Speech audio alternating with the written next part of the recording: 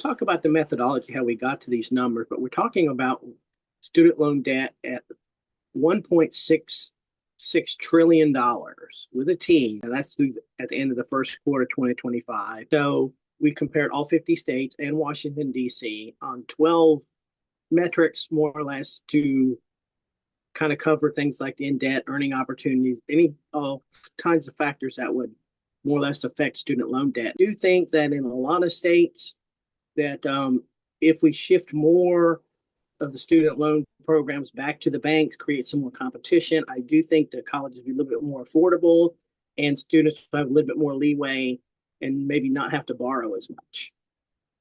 Yeah, that's absolutely correct, because now a lot of it's policy driven because, like you mentioned, grant money is shrinking in a lot of states, student work opportunities.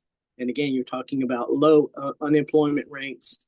Now, you could be in a state with a pretty decent employment rate, but in some areas like Mississippi, the rate for 25 to 34-year-olds, that prime part of your life where you should be focusing on paying down your student loan debt.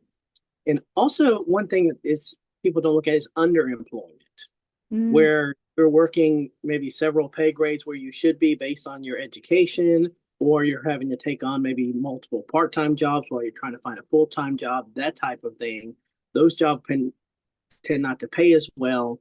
And then again, that when you're already in a low income state, that translates into more of your income going towards student loan debt.